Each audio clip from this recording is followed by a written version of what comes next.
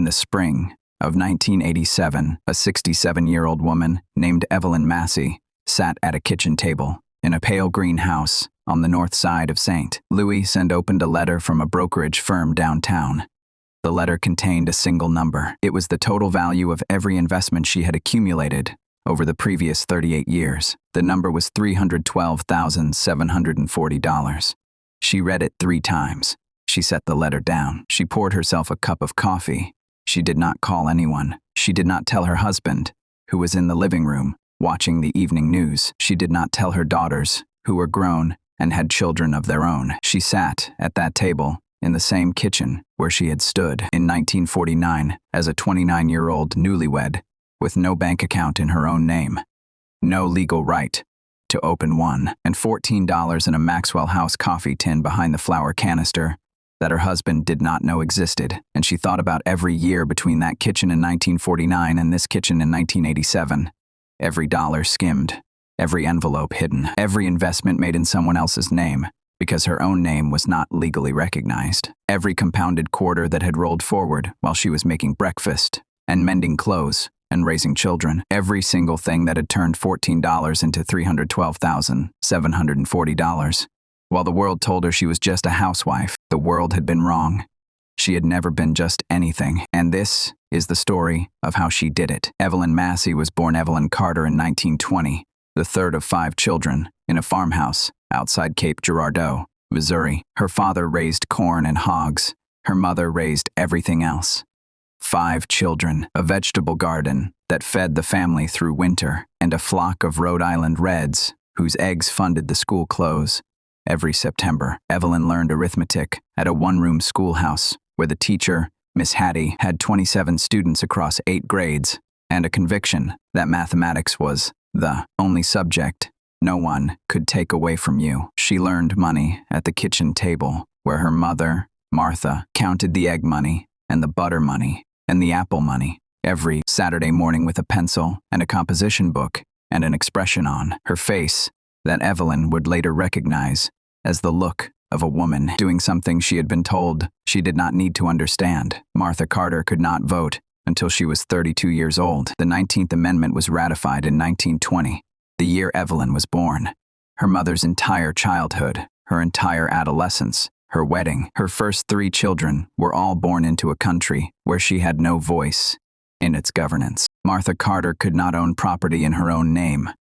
Martha Carter had never written a check, but Martha Carter could take $3 from selling eggs and butter and apples and turn it into a pair of shoes for a child who had outgrown the last pair, and she could do it without borrowing a cent from anyone. That was the first thing Evelyn learned about money. It is not about what you make, it is about what you keep, and what you keep has almost nothing to do with the law and almost everything to do with the discipline. The second thing she learned, and this one took longer, is that time is the only multiplier that matters. A dollar saved at 20 becomes $2 at 30, 4 at 48, at 50, 16, at 60. The dollar did not work harder. The dollar did not get promoted. The dollar just sat there while time did the work. Martha Carter did not have the language of compound interest. She had never heard the term, but she understood the mechanism because she had watched a single tomato seed become a plant that produced 30 tomatoes, each containing enough seeds for 30 more plants. The math of the garden was the math of the market. Evelyn would spend her entire life applying the lesson. She met Harold Massey at a church social at St. Margaret's Catholic Church in the spring of 1946. He had just come back from the war, 3 years in the Pacific, a destroyer tender called the USS Piedmont. He had a limp from a piece of shrapnel that the Navy doctors had decided was safer to leave in than remove. He had a quiet manner that Evelyn's mother described as good stock. He had a job waiting at the McDonnell aircraft plant that would last him 34 years. He was a good man. He was kind to her. He never raised his voice at the dinner table. He handed her his paycheck every Friday, $47 at first, then $52, then $58 as the years went by, and trusted her to run the household on it. That was the beginning and the end of his involvement in the family finances. He earned the money. She deployed it. The arrangement was not unusual for the time. What was unusual was what she did with the deployment. In 1949, when their first daughter was 6 months old, Evelyn walked into the Boatman's Bank downtown with the baby on her hip and $40 in her purse. She wanted to open a savings account, her own name. The bank manager, a man named Mr. Whitfield, looked at her across his mahogany desk. He was perhaps 55, round in the middle, with the particular confidence of a man who had never been told no by anyone who mattered. "Your husband will need to co-sign, Mrs. Massey," he said. "It is bank policy." She was 29 years old. She was a married woman. She was a mother. She was the person who paid every bill in the household. She was the person who balanced the checkbook Harold had never balanced. She was the person who knew to the penny what the family could afford and what it could not. She was the person who had walked 3 miles in January with a baby in a stroller to deposit $40. She had accumulated $1 at a time over 8 months, and a man behind a desk who had never met her before, that morning and never would again, was telling her she could not open an account without her husband's signature. She did not argue. She did not make a scene. She did not cry. She stood up, said, "Thank you for your time, Mr. Whitfield," picked up the baby, and walked out. She stopped on the sidewalk outside the bank. She looked at the baby. She looked at the $40 in her purse. She made a decision that would define the next 38 years of her financial life. She decided that she would build wealth without banks, not against banks. Without them, because the bank had told her she did not belong. She decided the bank was the one that did not belong in her financial life. What she needed was not a bank. What she needed was a system, and she built one. The system began with the coffee tin. The blue Maxwell House tin was empty when she started. She did not make a ceremony of it. Ceremonies attract attention. Attention invites questions. She simply stood in the kitchen one Monday morning after Harold had left for work and the baby was napping, and she put $2 in the tin. The $2 came from the grocery money. She had bought chicken thighs instead of chicken breasts, a difference of 8 cents a pound. She had bought the day-old bread from the bakery outlet on Grand Avenue instead of the fresh loaf from the A&P. She had walked past the cookie display and not stopped, which was harder than it sounded, because the baby loved the animal crackers, and the animal crackers were right there at eye level, next to the checkout, positioned precisely by the store to extract an impulse purchase from a tired mother. She did not buy the animal crackers. She bought the store brand equivalent in a bulk bag that cost half as much and lasted twice as long. She put the $2 in the tin. She slid the tin behind the flour canister on the top shelf of the pantry. Harold could not reach that shelf without a step stool. He never used the step stool. The tin was safe. The second week, she put in $3. She had mended a dress instead of replacing it. She had used the last of the garden tomatoes for sauce instead of buying canned. She had noticed that the butcher marked down pork shoulders on Thursday afternoons, and she had adjusted her shopping schedule accordingly. $3. The third week, $2. The fourth week, $5, because she had taken in a neighbor's mending and been paid $5 in, cash that she simply did not mention to Harold. The pattern was not rigid. Some weeks there was nothing to skim. Some weeks there was more than usual. The amount did not matter. The rhythm mattered. The rhythm of every grocery trip becoming an exercise in subtraction. The rhythm of the meal plan producing a surplus instead of a deficit. The rhythm of the iron being unplugged after every use because the electric bill was calculated to the dime. The rhythm of the tin filling, slowly, quarter by quarter, dollar by dollar, until a year had passed, and she opened the tin on a Tuesday morning in 1950 and counted $197. She counted it twice. She wrote the number in a composition book.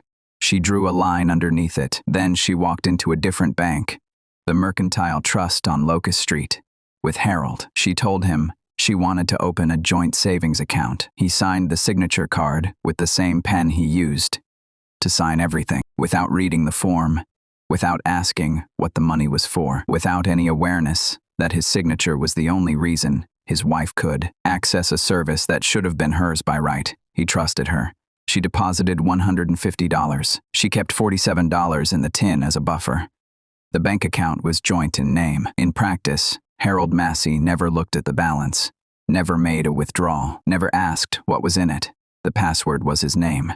The management was hers entirely. It was her account in every way that mattered, except the one the law recognized. She did not resent the fiction. She used it. That pattern repeated itself for the next 10 years. Skim from the grocery budget. Small deposits into the joint account. Keep the tin full as the buffer between the household and disaster.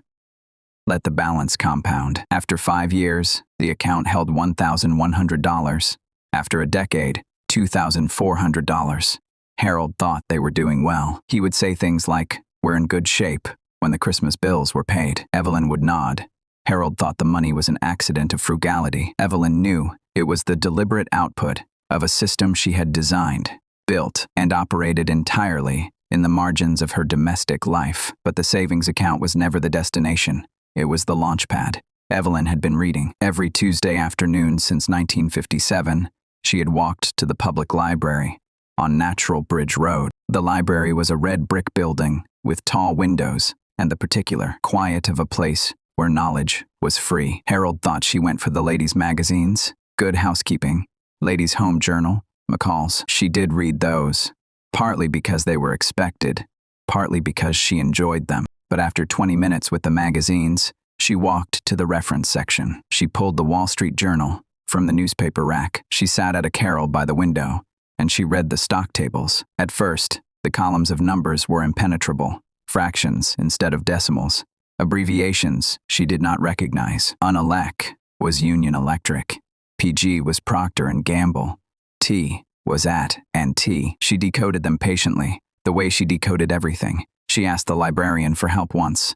The librarian, a woman named Mrs. Foster, who had been watching Evelyn read the journal for months without comment, walked her through the columns. The 52-week high and low, the dividend yield, the price-to-earnings ratio. Mrs. Foster did not ask why a housewife wanted to understand stock tables. She was a librarian. Her job was to provide access, not to judge the request. That conversation changed Evelyn's financial trajectory. She learned that stocks were not gambling. They were ownership shares in real companies that made real things and paid real dividends to the people who owned them. She learned that dividends, if reinvested, bought more shares. She learned that more shares paid more dividends. She learned that this cycle, allowed to run uninterrupted for decades, produced results that looked like magic, but were actually just multiplication. She did the math in the margin of a library copy of Barron's. With a pencil she brought from home, $500 invested for 10 years at 7% became $983.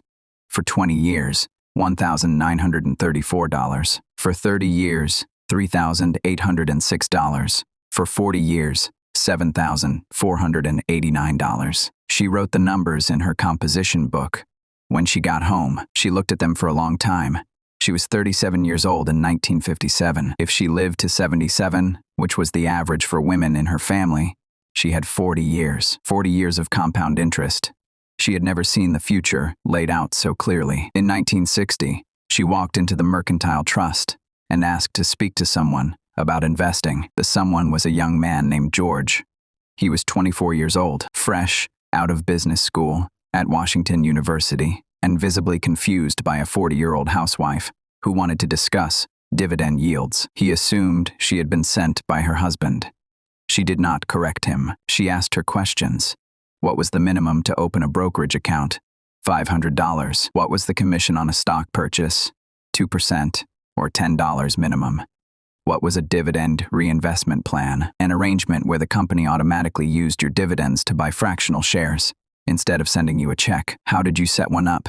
You asked the broker, and he would enroll you. She opened the account that day. Joint, of course, Harold's signature required. She brought him in the following week, had him sign the forms without reading them, and walked out with a brokerage account that was his on paper and hers in every operational sense. She invested $500 in Union Electric, the St. Louis utility company. The stock was trading at $22 per share. She bought 22 shares. The dividend yield was 4.2%. She set the dividends to reinvest automatically. The first quarterly dividend arrived 3 months later, $2.31. The dividend reinvestment plan bought 0.1 additional shares. It was almost nothing. It was also everything, because the 0.1 additional shares would generate their own dividends the next quarter, and those dividends would buy more shares, and those shares would generate more dividends. The snowball was tiny, but it was rolling. Evelyn understood something that most retail investors in 1960 did not understand. She understood that the size of the initial investment mattered far less than the length of time it would compound. She was not trying to get rich. She was trying to get old, and old in investing is the only advantage that reliably beats everything else. That $500 in Union Electric became $680 in 3 years. Not because she traded brilliantly, because she bought a company that made electricity for people who would always need electricity. She reinvested the dividends. She left the shares alone. She did not sell when the market dipped in 1962. During the Cuban Missile Crisis, the neighbors were talking about the end of the world. Harold's brother called to say he was pulling his money out of the bank and burying it in the backyard. Evelyn did not bury anything. She had read enough history to know that markets had survived the Civil War, World War I, the Great Depression, and World War II. They would survive Khrushchev. She did not need to be a geopolitical analyst. She needed to be more patient than the panic. She was. That was the philosophy in its entirety. Buy companies that make things people need. Reinvest every dollar of income. Never sell into a panic. Let time do the work. In 1963, she bought shares of Procter & Gamble, Tide detergent, Ivory soap, Crest toothpaste, things every household in America bought every single week. The company had paid a dividend every year since 1891. It had raised its dividend every year since 1956. It would continue raising its dividend every year for the next 6 decades. In 1965, she bought shares of AT&T, the phone company that wired the entire country, Bell, a regulated monopoly with a captive customer base. The dividend yield was 5%. She reinvested every payment. In 1968, she bought shares of Coca-Cola, sugar water sold in every country on Earth. The company had been paying dividends since 1920. The dividend had been increasing annually since 1963. She reinvested every payment. Each initial investment was modest: $300 for Procter & Gamble, $400 for AT&T, $350 for Coca-Cola. The money came from the grocery skim, from the joint account, from the typing work she still did occasionally for a law office on Washington Avenue, from the $2 Harold never missed when she told him the electric bill was a little higher this month, and it was not, from the birthday money her aunt in Indiana sent every year that she deposited instead of spending. The amounts were small. The accumulation was not. By 1970, her portfolio was worth $18,400. She was 50 years old. She had been building for 21 years. She had never earned more than $4,000 in a single year from the typing and the household surplus combined. She had invested approximately $9,000 of her own accumulated skim. The other $9,400 was market appreciation and reinvested dividends. The money was making money. She was making breakfast. The structure was about to be tested. In the winter of 1973, Harold Massey was laid off from McDonnell Aircraft. The aerospace industry was contracting. Defense budgets were shifting after Vietnam. The plant called him into the personnel office on a Tuesday morning and told him his position had been eliminated. He was 52 years old. He was 3 years from the pension he had been counting on for 3 decades. He had a limp that was getting worse, and a high school education, and no obvious path to a new career. He came home that evening, sat at the kitchen table, and told Evelyn that he did not know what they were going to do. He had $400 in his checking account. He had no savings account. He had never needed one because Evelyn had always handled the money, and he had never asked where it went. His entire financial identity was the paycheck. The paycheck had stopped. Evelyn did not panic. She did not cry. She did not tell him it would be fine. She walked to the pantry, reached behind the flour canister, and took down the coffee tin. She opened it in front of him for the first time in 24 years of marriage. She counted out $340 in small bills on the kitchen table. Tens, fives, ones, quarters stacked in neat columns. The accumulated skim of 24 years. Harold stared at the money. He looked at the tin. He looked at his wife. He said, "Where did that come from?" She said. "I saved it," he said. "From what?" She said. "From the grocery money, a little each week." Since 1949, he did not speak for a full minute. When he did, his voice was different, quieter, not diminished, something closer to awe. The $340 carried them through the first 2 months of his unemployment. Then she sat Harold down at the kitchen table with a piece of paper and a pencil. She showed him the joint savings account at Mercantile Trust, $3,100.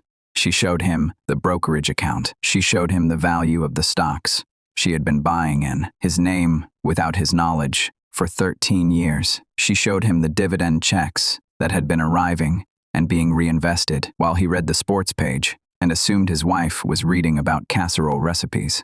She showed him that his family, the family he thought was one missed paycheck from disaster, had $22,000 in liquid assets they could access. Harold did not speak for a long time. When he finally did, he said, "You did all of this," she said. "Someone had to." He did not argue. He did not feel emasculated. He felt, she later told her daughters, rescued. He felt, for the first time in their marriage, that he understood who he had married. Not careful with money, strategic with money. The difference had taken him 24 years to see. Harold found another job in the spring of 1974. It paid less than McDonald's. He did not complain. He never asked about the money again. He never touched the accounts. He had learned something about his wife that had rearranged his understanding of their entire life together, and he was grateful. That gratitude, Evelyn would later say, was worth more than the $22,000. Now let me pause here, because this is the moment where the story becomes a math lesson, and the math lesson is the most important part. Evelyn Massey never earned more than $4,000 a year from the typing work and the household efficiencies she converted to cash. Over the 25 years from 1949 to 1974, she invested approximately $14,000 of her own accumulated skim. $14,000. That was the total principal she contributed to the portfolio with her own labor. The other $8,000 in the account was market appreciation and reinvested dividends. The money she had put in was making more money than she had ever earned in a year, and that was just the beginning. From 1974 to 1987, she added another $14,000 to the portfolio from the household surplus, from the dividends, from the tiny pension Harold eventually received. So her total lifetime contribution was approximately $28,000. The portfolio in 1987 was worth $312,740.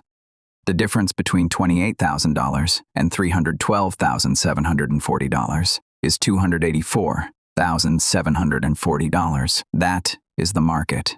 That is compound interest. That is dividends reinvested and shares left alone and patience sustained across 4 decades. The math is not complicated.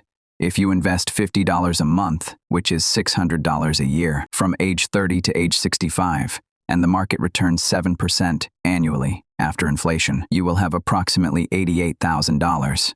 That is with $21,000 of your own contributions. If you invest $100 a month, $1,200 a year, you will have $176,000. If you start at 25 instead of 30, those 5 extra years add approximately $50,000 to each number. The starting age matters more than the monthly amount. The consistency matters more than the brilliance. The time matters more than everything else. Evelyn did not pick the next Amazon. She picked a utility company, a soap company, a phone company, and a sugar water company. She held them for decades. She reinvested every cent of income. That was the system. The system was boring. The system worked. In 1975, the laws changed. The Equal Credit Opportunity Act, passed the previous year, had made it illegal to deny a woman credit based on her gender or marital status. Evelyn Massey could now open a bank account in her own name. She could apply for a credit card. She could co-sign a mortgage without a man's signature. She was 55 years old. She had been running a household economy for 26 years. She had accumulated more wealth than most of the men who had told her she needed a signature. And now the law finally recognized what she had always known. She was the banker. She walked into the Mercantile Trust the week the law took effect. She did not bring Harold. She did not need Harold. She asked to open an account in her own name. Evelyn Massey, no co-signer required. The teller handed her a signature card. She signed it. The teller handed her a passbook with her name on the front cover. She looked at it for a moment. She put it in her purse.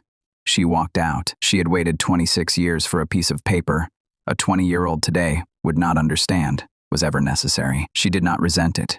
Resentment was a luxury she had never been able to afford. She had been too busy building. Now, Let me tell you what she did with the money, or more accurately, what she did not do with the money while she was building, because the investing was only half the picture.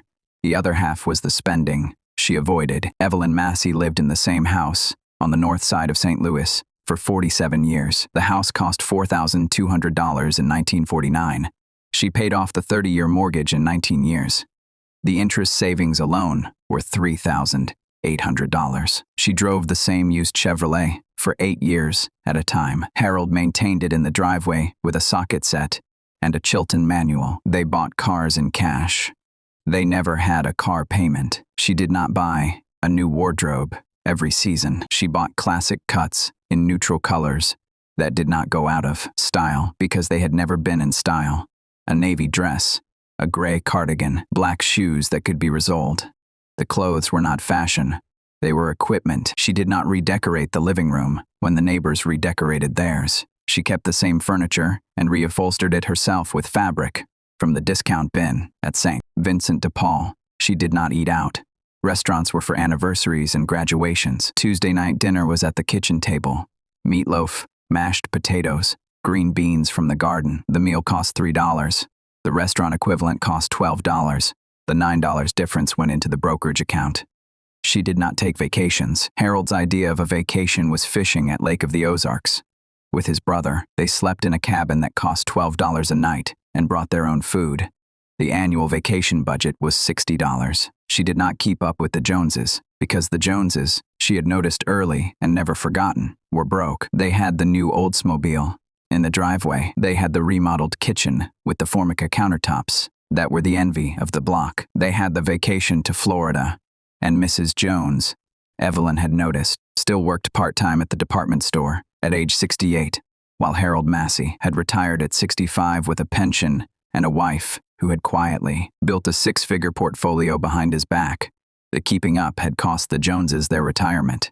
The staying behind had bought Evelyn hers. There is a phrase in finance called the marginal propensity to consume. It means when your income rises, how much of the increase do you spend versus save? The typical American household has a marginal propensity to consume of roughly 95%. Every dollar of additional income produces 95 cents of additional spending. Evelyn Massey's marginal propensity to consume, if we could calculate it across 38 years, was probably close to 10%. She treated income increases not as permission to spend more, but as opportunities to invest more. That single decision, made week after week, year after year, applied to raises Harold received and bonuses he was paid, and the occasional typing check she earned, was probably responsible for a third of her final net worth. She did not live in deprivation. She lived in deliberate choice. The difference between those two things is the entire history of American consumer culture, summarized in a single sentence. By 1980, Evelyn's portfolio was worth $94,000. She was 60 years old. Harold had been retired for 2 years. The pension from McDonnell Aircraft paid $480 a month. Combined with their savings and the dividends, they lived on about $800 a month. The house was paid off. The cars were paid off. The children were grown. The oldest daughter, Patricia, was a nurse at Barnes Hospital. The middle daughter, Margaret, taught 3rd grade at a public school in Florissant. The youngest, Catherine, was finishing a degree in accounting at the University of Missouri. All 3 of them had been raised by a mother who modeled compound interest the way other mothers modeled church attendance, not with lectures, with behavior. They had watched her clip coupons and balance the checkbook and walk past the things she wanted to buy with the same deliberate stillness she applied to everything. They had absorbed, without ever being explicitly taught, that money was not for spending. Money was for planting. The grandchildren received savings bonds every Christmas, $25 series, E-bonds that Evelyn had been buying since the oldest was born in 1978. They did not understand the bonds. At first, they understood that Grandma gave them an envelope and Mom put it in a drawer. By the time they were teenagers, the bonds were worth something. By the time they were in college, the bonds had matured and could pay for textbooks or rent or a semester's tuition. The lesson arrived slowly, over decades, the way all of Evelyn's lessons arrived. In 1982, the stock market began a bull run that would last almost the rest of the decade. Evelyn did not change her strategy. She did not buy more. She did not sell anything. She did not call George at the bank to ask if she should adjust her allocation. She let the dividends reinvest. She let the shares appreciate. She let the compound interest do what compound interest does when you give it enough time and do not interrupt it. By 1984, the portfolio crossed $150,000. By 1985, $200,000. By 1986, $260,000. Each threshold was marked the same way. She opened the quarterly statement at the kitchen table. She read the number. She filed the statement in the drawer with the others. She did not tell Harold. She did not call her daughters. She did not change anything. She poured a cup of coffee and went back to her life. In the spring of 1987, the statement showed $312,740. That was the number that made her pause, not because it was a round number, because it represented almost exactly 38 years of accumulation. 38 years since the $2 in the coffee tin. She had been 29. She was now 67. She had given more than half her life to this quiet, invisible project. And looking at the number, she allowed herself a single moment of acknowledgement. Not pride. Pride was not the right word. Something closer to completion. The project was finished. The family was secure. The children would never have to worry about money the way she had worried about money. The grandchildren would go to college. The house was paid for. The cars were bought in cash. The nursing home, if it came to that, could be funded without burdening anyone. She had done it, not despite the system, through the system, using the system's own rules, its own requirement for a man's signature, its own denial of her legal standing as the framework within which she built something the system had never intended her to build. Harold died in 1992. He was 78. The funeral was at St. Margaret's. The reception was at the house. After everyone left, after the casseroles were put away, and the coffee cups were washed, and the daughters had gone home to their own families, Evelyn sat in the kitchen alone and opened the coffee tin for the last time. It was empty. She had not used it in years. The joint account at Mercantile Trust had become an account in her own name. The brokerage account, still technically joint, because she had never bothered to change it, functioned identically to one in her own name. The tin was obsolete. She kept it because it reminded her of the morning. She had put $2 in it and started something she did not yet have the language to describe. She did not throw it away. She put it back behind the flour canister, on the top shelf of the pantry, exactly where it had been for 43 years. Evelyn lived another 14 years after Harold died. She did not remarry. She did not move. She did not change her lifestyle in any visible way.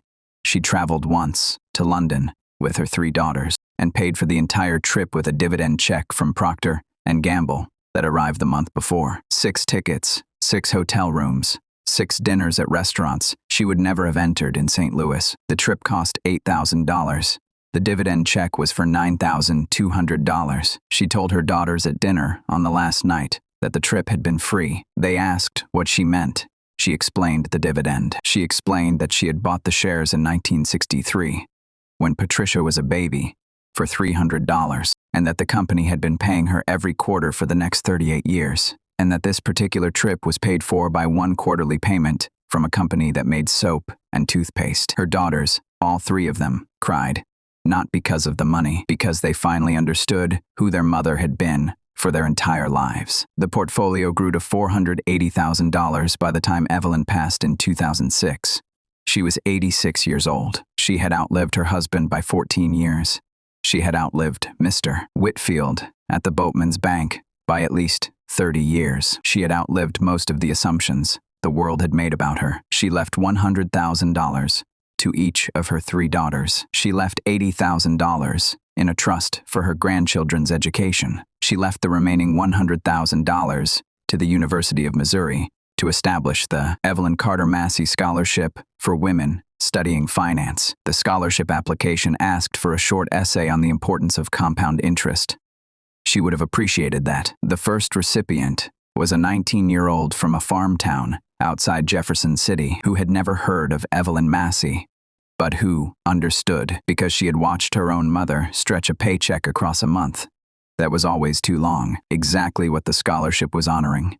Now, let me tell you why this story matters in 2026. Because the reaction most people have when they hear numbers like $312,740 or $480,000 is that Evelyn must have been exceptional. must have had some advantage, must have earned more than she admitted, must have gotten lucky. The facts say otherwise. She earned less in her lifetime than the median American household earns in 5 years today. She had no financial education beyond a library card. She had no legal right to open a bank account for the first 26 years of her adult financial life. She had no stock screener, no financial news channel, no mobile trading app, no tax-advantaged retirement account. She did not even have a calculator. She did her math with a pencil, and she built a fortune that 90% of American households approaching retirement today have not matched. The average American household earns more than Evelyn and Harold ever earned. The average household has access to IRAs and 401ks and Roth accounts and health savings accounts and 529 plans and brokerage accounts that can be opened on a phone in under 6 minutes without anyone's signature. The average household has more financial tools than Evelyn could have imagined existed, and the average household approaching retirement has less than $100,000 saved. Why? Because the tools multiplied and the discipline evaporated.